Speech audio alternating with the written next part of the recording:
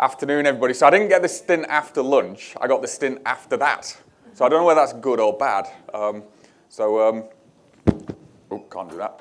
So Matt Addison from Alliance Healthcare. I'm going to be talking this session with you, but I also have an able assistant. Hi, I'm Stacey Jones, project manager, and I will stay away from that. And she's got all the knowledge. So if I can't answer a question, I'll have a really good go and I'll get corrected. Okay. So you're here to talk about supply chain sustainability and ESG. However, if you're here to expect the answers, I'm sorry, I haven't got all the answers for you. What I am hoping, though, is within this room, you help me with some of my answers, okay, as we travel forward. Clicker. So I firmly believe as we all go on our sustainability journey in the supply chain, it is firmly about collaboration. Okay, collaboration in sector and collaboration across sectors. Okay, and we can talk more about that as we travel forward. Okay, so you've probably, I don't know, anybody heard of Alliance Healthcare before you signed up to this session? Oh, a few nods. You've seen my vans then, have you? Okay, hopefully they've not cut you up. Yeah, I can tell you all sorts of stories. Okay, that's a bit of I think that is a yes, actually. I got a bit of a nervous statement over there. So I work for Alliance Healthcare. I've been with Alliance Healthcare for about 5.5 years. There is quite a few P&G people, some of whom are in this room. So I did spend 17 years with P&G. And then prior to that, I spent 4 years, what I call the Wild West, which was to go into the builders merchants with Saint-Gobain, so Jewson and Graham. And then I ended up in pharmaceutical drugs. I was told not to say this, but I have to say it anyway. Technically, we are both the biggest legal drug dealers in the UK. You're not recording this, are you? Oh, okay. Well, anyway, that's how it goes. We are the biggest drug dealers. So Alliance Healthcare has 43% of the market share by volume. If you go into a pharmacy, any pharmacy in the country on any day, you're likely to pick up one of the products that we have supplied to that pharmacy, okay, or hospital, and we'll talk more about that as we travel. Our purpose as a company is we are united in our responsibility to create healthier futures, okay, and that's part of our global vision, and because we belong to a larger organisation, which I'll talk about in a minute. So Alliance Healthcare in the UK is part of Cencora. You may or may not have heard of Cencora. With a few nods again. Cencora was just knocked out of the Fortune 10. It's dropped to 11. Chevron, I guess that's a bit of oil that's helped that company knock us down one spot. So we are part of Cencora. Cencora's $262 billion annual revenue with 46,000 employees around the world. Alliance Healthcare across the whole of Europe was taken over by Cencora in May the 31st, 21. Okay, before that, we were part of WBA, Walgreens Boots Alliance. So in the UK, we serve the 17,500 pharmacies that exist. We go to doctors, dispensing doctors, if you're in the country, all of the hospitals, and we do that on twice-a-day delivery and a Saturday morning delivery. So 11 deliveries a week. Okay. So from the speed of a supply chain, I've got two issues. I've got a very fast, nimble lunchtime pick to get it back out in the afternoon, and a high volume pick in the evening to supply the bulk of the replenishment in the morning. Okay. As an example, if you were to go, I'm going to pick on you, if you were to go to the doctors, hopefully not, and in the morning, and you come out of morning surgery at 11:35, it does finish at 11:35, even still, morning surgery, and you have a prescription. You'll go into the pharmacist and you'll probably go, I haven't got that, but I can get it you this afternoon. And that's where we then come in. We'll pick, the vans will be out on the road by 2 o'clock, and they'll be in the pharmacist at the very latest by, all being well, if everything works, by 5 o'clock. Okay? And the same happens with Cencora in the US, but just on a much bigger scale. So just for perspective as to, sorry, I wasn't expecting the bills. So 1 in 3 of the products I ship, the boxes of medicines that I ship, end up in the NHS. Okay, so it's been a bit of a busy time through COVID, and every lateral flow test, just another perspective, every lateral flow test that you will have picked up from your local pharmacist through the COVID period came through me. Okay, quite a large box, a bit awkward. And then from a pharmacy point of view, we supply all the pharmacies. GPs. We also do home care. So we have a part of the organisation that with nurses where we go into people's houses to actually then provide the drugs that way. Clinics, drugs into prisons. They take a little bit of time to get through the security, and then the MOD as well. So a whole plethora of complications on getting that supply chain through. In that supply chain, though, drugs come in many forms. I have to coordinate getting controlled drugs with a Home Office approved safe vault in each one of the service centres and get those handled correctly and delivered in a Home Office approved manner.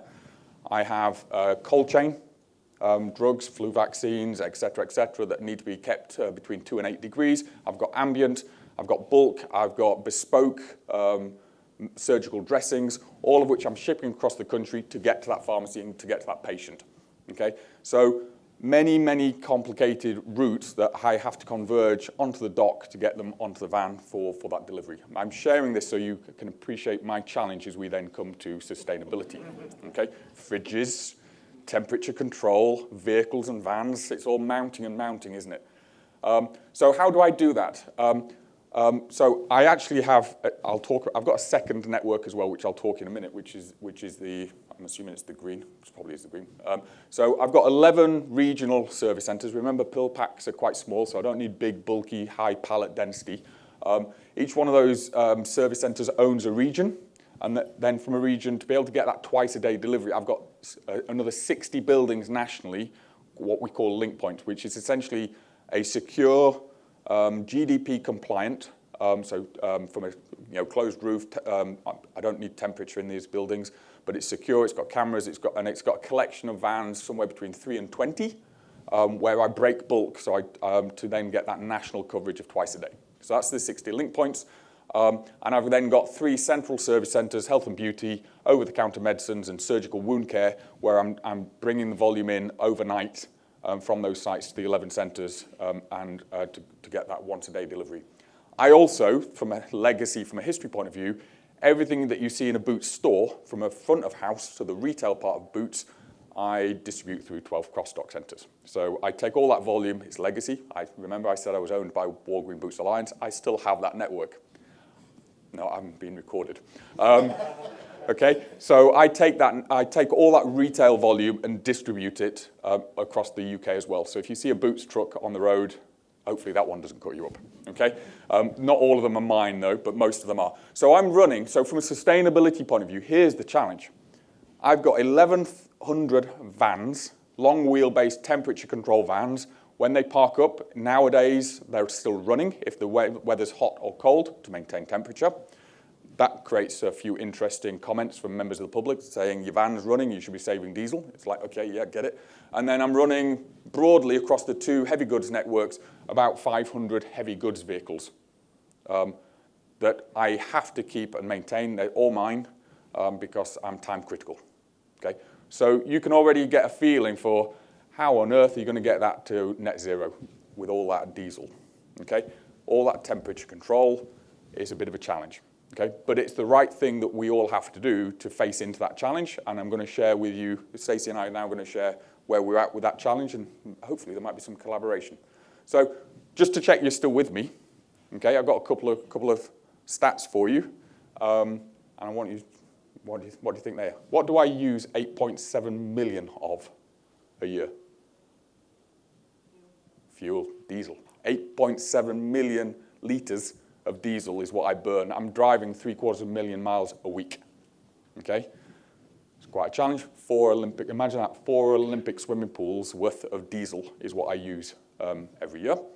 And then 11.9 million. What else do I have to do? My warehouses, heat them. So kilowatt hours of gas. Okay, so that's 2,000 tons of carbon, so 8%. So this is 70-odd% of my carbon, and 10% is here in heating the buildings. Okay, we all have our own challenges, and these are my 2 fundamental challenges as to how do I overcome that. So that's the scale of what I'm facing into, and what our ambition is. An ambition, not a target. we're trying to do something about that by 2030. Okay? And why have we chosen that? We are part of the NHS. We're regulated by the NHS. The NHS, if you're not aware, has declared its carbon journey. Okay? To be able to tender and do any work with the NHS since 22, we've had to meet certain criteria on reporting and tracking and actions and improvements to our carbon journey. And that by 2045, scope 1, 2, and 3, the NHS expects you to be at 0. Okay? So we're just trying to get ahead of that because we appreciate the scale of the challenge that we have as we travel forward.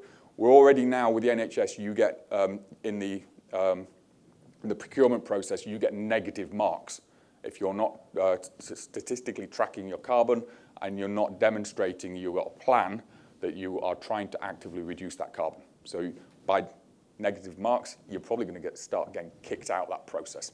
Okay? Ooh, taking pictures of all my diesel. Oof. Okay, right. I think most of you may have been in an earlier session. Most of you are experts. You don't need me to tell you what net zero means. And I think this slide has been used already today. If anybody was in earlier sessions, it's also a fairly standard slide just to define what scope 1, 2, and 3 are. Primarily this afternoon, I'm only talking scope 1 and 2. Scope 3 for us and what the NHS needs to do is a huge other challenge, and I'm absolutely sure for you all that's a significant challenge as well. I do think the NHS has been quite smart about it, pushing the problem. Okay? Okay? Wouldn't we all wish to just push the problem like that? But anyway, so they have, and that's fine. Stacey. Told you, Stacey is the brains behind all of this. Thank you. So I'm going to talk about our output, our carbon for the UK. So quite chunky, as you can see from the amount of diesel we use. It is so product delivery is 87% of our problem. It is where we are focusing a lot of our effort at the minute. As you can see, we are actually, unfortunately, increasing a little bit with the size of the business as we grow. So I'm just going to click on, so what are we doing about it? And there's still so much more to do, and this is very scope 1 and scope 2. Scope 3, obviously, is a huge beast, which we will get to eventually. So I think it's really important that the business recognise that this couldn't be a hobby anymore. We needed that dedicated sort of ESG resource and project on it. So we have a project team now that can look at it, spend quite a lot of time on it. We've looked at the 17 UN Sustainability Development Goals. We're using that as a guide for a load of our projects. We've switched to green electricity. We've done a load of trials with electric vans. They've been quite short trials, so we're now looking at doing a pilot with electric vans. With that comes our charging infrastructure, which also is quite a challenge. I thought it was going to be quite easy to install a load of chargers.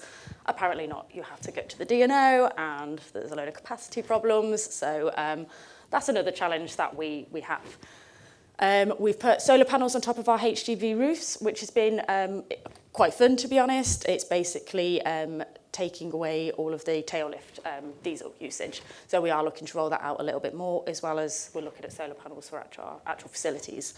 As I discussed about the charging infrastructure to go with our electric vans, it is the challenge with our 1,000 vans, and obviously not all of them based at our warehouses or at our link points. How do we charge them in the middle of the routes? So yeah, the next few years are going to be quite interesting in our final mile delivery.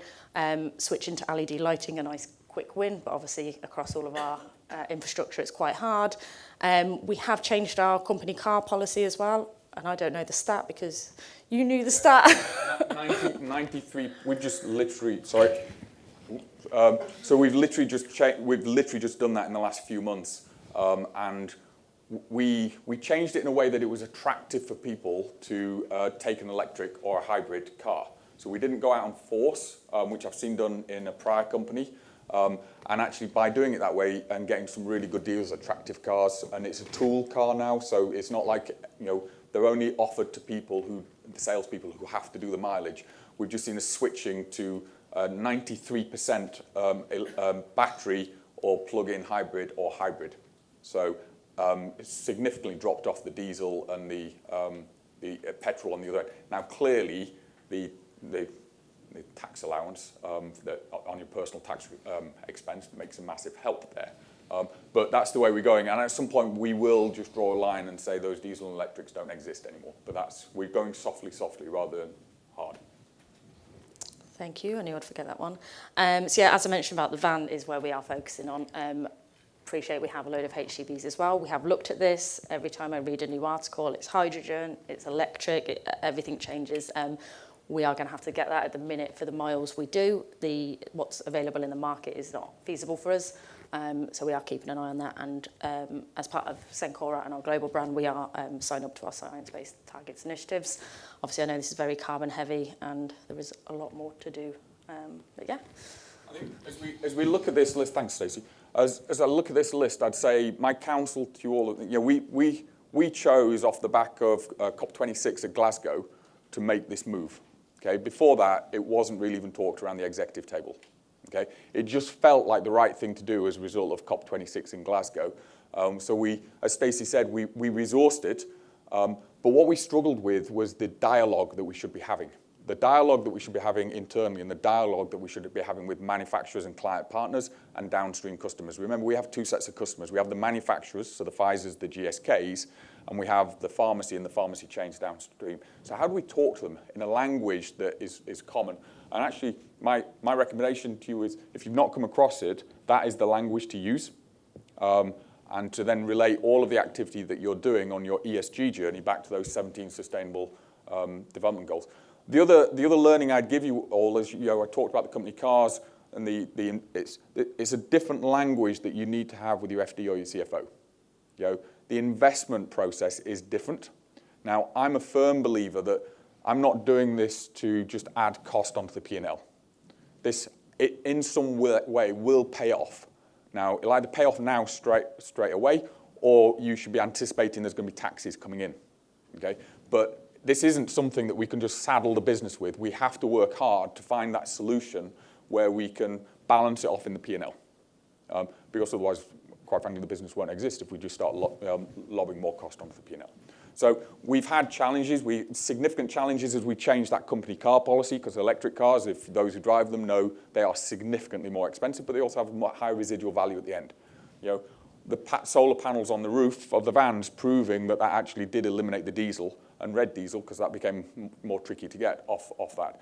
And we're now entering that same discussion as we now know that there is an electric van out there that we can convert that will be suitable to our needs. Prior to this point in time, there hasn't been that van. So, those are probably, off that chart, those would be the key learnings.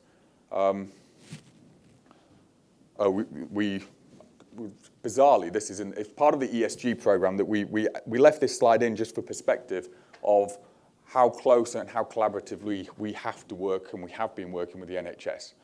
So a lot of our work, we are obliged to make those routes. So it's not like I can suddenly say, well, you can save a load of that 70, 80% carbon, just trim your routes. Okay? We can't do that because we're obliged to make those deliveries. We're obliged to make the deliveries to the hospitals on the timing, because there's clinics that are dependent on, it could be a cancer clinic, it could be whatever clinic, dependent on that medicine. So we're quite constrained in what we can do, and that's just what we accept, because we are here to serve the patients in the health service. So as I reflect and I look at, well, what are my key challenges? These would be my key challenges. I've got 6 of them. I don't have the answers to those 6, but if I hadn't have set the ambition of being net zero by 2030 on scope 1 and scope 2, I wouldn't have got into these conversations. So the first challenge is there was no long wheel-based electric van that is temperature controlled out on the market. We now have worked with Mercedes. There are obviously equally other good manufacturers of vans out there to get that van into the country. They were supplying it to Europe. They weren't supplying it into this country. So we know the timings of that, and we're now working to get those vans converted in a way. And some of the counsel we've had from other people is, look, those first few vans, treat it as a pilot, treat it as a trial, because you've got to learn. And actually, one of those biggest learnings, who's converted to electric in the last 3 to 6 months with your car? Yeah? Different experience, isn't it? Different experience. It's like a game now. It's great. Just drive along and play a game. But I've got 1,200 drivers that I've got to convert to this journey. Okay? It is different. Range anxiety, and quite frankly, not even anxiety. They'll just flip and run out of charge, yeah? So I've got to have a recovery process, et cetera, because they're busy on other things. How do we charge the vans? Stacey touched on it. My sites are in areas where there's other industry. There's thresholds we all buy to. You're all buying your electricity on the assumption that you don't pass a certain threshold. And if somebody's in there before you, they've probably already bought the higher threshold. So, and if you're the last person, you're left with a bill to upgrade the transformer. It's a nice small bill, not.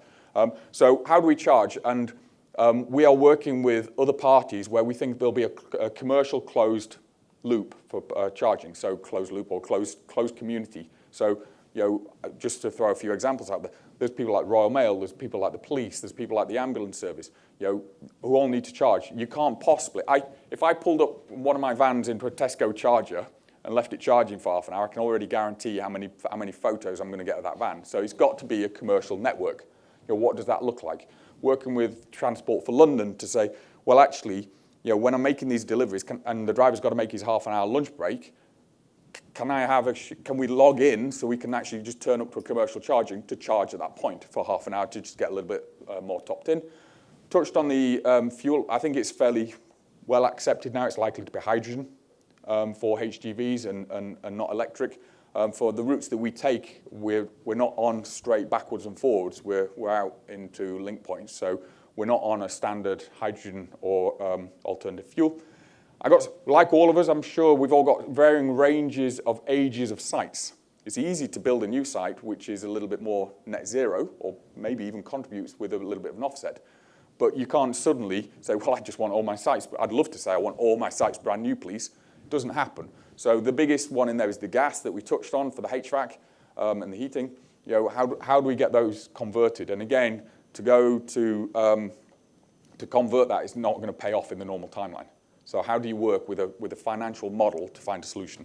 And again, if any of you have got those solutions, I'd love to hear and love to talk. Scope 3 is a whole different beast. Going back into every other supplier, it does come. I firmly believe it will come to something like how the NHS is doing it, which we all need to pass that back. Okay, we all need to collaborate. We can't just pass the responsibility. We've got to pass it back. And then data. The amount of data that I'm not going to have to now handle, battery life.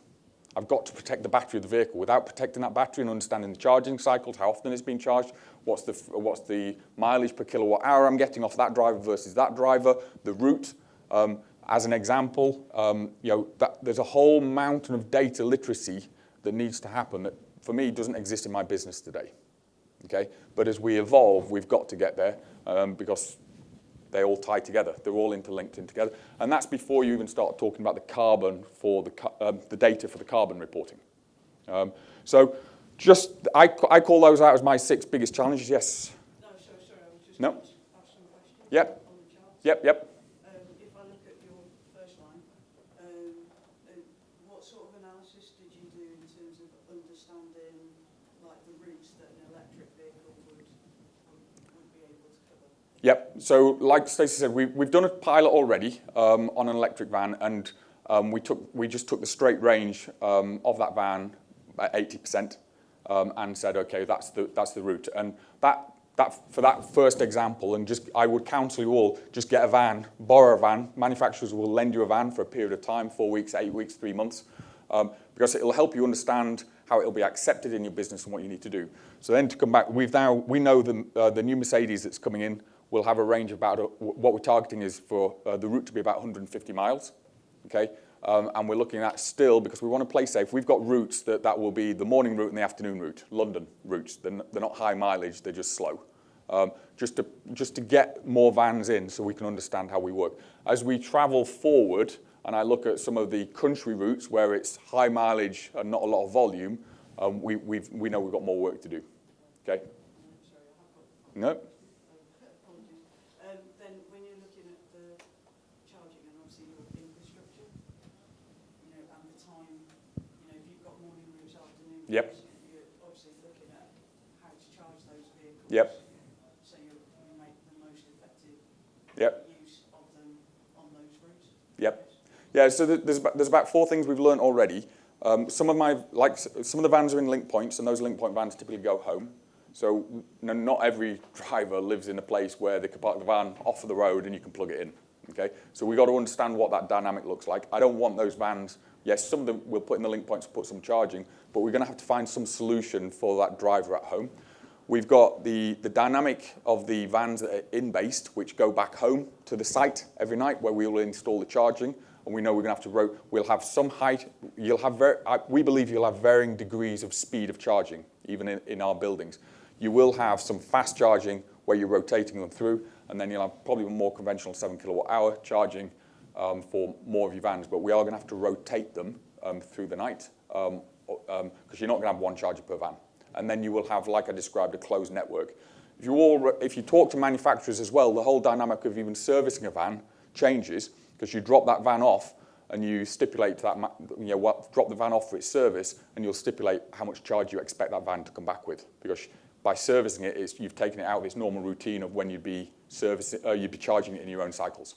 Okay, so there's all of this that we've got to learn, which is why we're wanting to get this first phase of vans into 3 sites to get an understanding. Yeah, and then, sorry, last question. Where you've looked at alternative fuels, have you looked at biofuel? Yes, so we've done trials on HGVs, but the network's not there for us with our usage. We've had a Volta truck. It was Volta? Yep, we've had a Volta truck in use in central London, which the driver loved, actually. I think they've gone into liquidation in the last. Again, you might not want to record that. I think yes, thank you. Which is hopefully they come back out. So we were in line with them, and that worked well. We're now looking at hydrogen and trying to engage with manufacturers on hydrogen. Okay, but that's at the moment my priority is the vans, because that's where most of my the HGV solution will come in due course. But like you all. I believe I'm just buying my last 5 minutes. Yes, I should be looking at that clock too. You've got to tie all of these into your asset replacement cycle. So I'm now just replacing. So if my vans have cut you up, hopefully it was a lovely brand new spanking van, which means in 4 years' time I've got to be ready with the next solution. So you've got to look at your asset replacement cycles as well. My HGVs I replaced a couple of years ago, so I've got a little bit longer to be ready for that solution. But now is the critical time that you've got to be looking at your asset lives and being ready for when things are up for the next renewal. And then on the biofuel, what we found is it's how to get the biofuel actually into your carbon calculation. Oh, okay. Because it's the conversion obviously is easier. Right. For biofuel, but then it's that truck may be used on multiple yeah. Okay. routes. Okay. You're probably a little bit further ahead of us on those HGVs. Yeah. So literally a couple of slides left in the 2 minutes I've got to go. So I've talked that. Okay, so that's that slide, you've seen it. But it would be remiss of me not to talk, carbon, diesel and all that is one thing, but actually there's all the other stuff we've got. Now, to comment, that doesn't look very impressive, but actually it's over the last 2 years we've actually got to that level. So the fact that last year was quite slow is because we've done the work the years before. But there's all of that activity. You go back to those UN goals, you've got to be looking at the whole gamut, not just focusing on carbon, because otherwise your organisation becomes quite polarised. Okay, she's coming to tell me I've only got a minute left now. I know. Okay, and then finally, the other things that I would counsel you to be thinking about is when you're looking at your customers, what are their challenges? So if you talk to the NHS, one of their biggest carbon issues is inhalers, disposing of the inhaler. And then you go to a pharmacy and think, there's going to be a plethora of these because they're all different.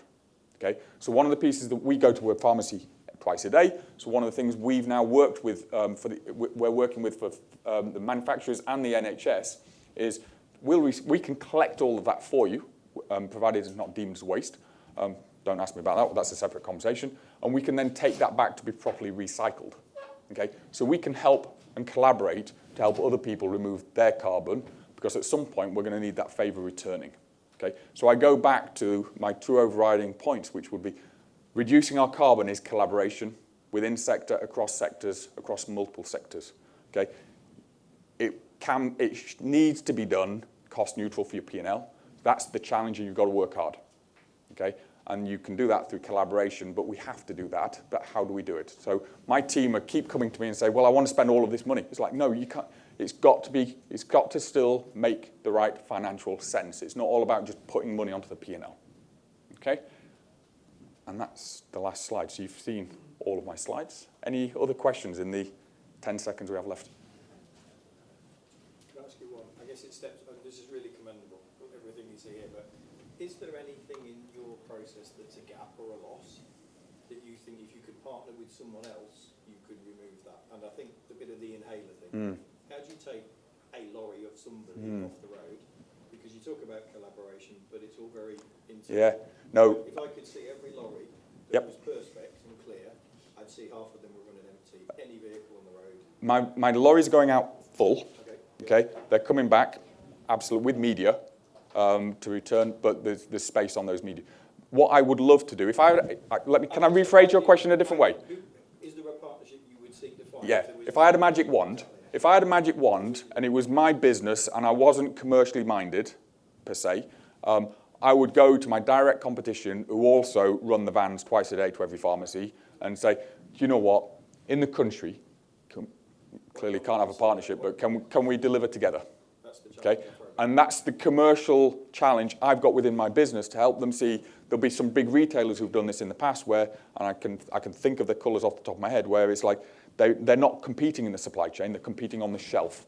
So it's changing that mindset to say, look, I can do this and it's the right thing to do for the environment, go compete on your price elsewhere. Now, I do deliver for other third-party chemists, so they don't have a fleet. I take the carbon though, okay?